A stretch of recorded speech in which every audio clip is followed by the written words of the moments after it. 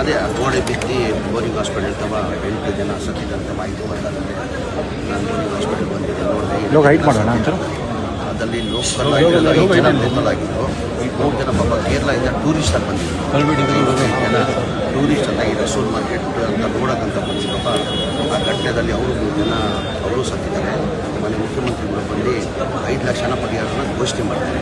ನಾನು ಆದಷ್ಟು ನನ್ನ ಕಡೆಯಿಂದ ನನ್ನ ವೈಯಕ್ತಿಕವಾಗಿ ನಾಳೆ ಒಂದು ಸಹಾಯ ಮಾಡಬೇಕಂತ ಇದ್ದೀನಿ. ನನ್ನ ಕಡೆಯಿಂದ ವೈಯಕ್ತಿಕವಾಗಿ ನನ್ನ ಕಡೆಯಿಂದ ಸಹಾಯ ಮಾಡಬೇಕಂತ ನೋಡಿ. ಈಗ ಸರ್ಕಾರದಿಂದ ಘೋಷಣೆ ಮಾಡಿದ್ದಾರೆ 5 ಲಕ್ಷ ಅಂತ ಮನೆ ಮುಖ್ಯಮಂತ್ರಿಗಳು ಘೋಷಣೆ ಮಾಡಿದ್ದಾರೆ. ನನ್ನ ಕಡೆಯಿಂದ ಪಾಪ ಎಲ್ಲ ಬಡವರೇ, ಅವರೆಲ್ಲ ಪಾಪ ಬಡವರು. ಪಾಪ ಇಂಜುರಿ ಆಗಿದೆ, 7 ಜನ ಇಂಜುರಿ ಆಗಿದ್ದಾರೆ. ಅದರಲ್ಲಿ ಯಾರೂ ಡೇಂಜರ್ ಇಲ್ಲ, ಔಟ್ ಆಫ್ ಡೇಂಜರ್, ಎಲ್ಲ ಔಟ್ ಆಫ್ ಡೇಂಜರ್. ಈಗೇನು ಲೋಕಲ್ ಅವರು 5 ಜನ ಸತ್ತಿದ್ದಾರೆ. ಲೋಕಲ್ಲಿ ಯಾರೂ ಇಲ್ಲ, ಇಂಡಿಯನ್ಸ್ ಯಾರು ಕೇರಳದಲ್ಲಿ ಪಾಪ ಬಂದವರು ಅವರು ಇಂಡಿಯನ್ಸ್.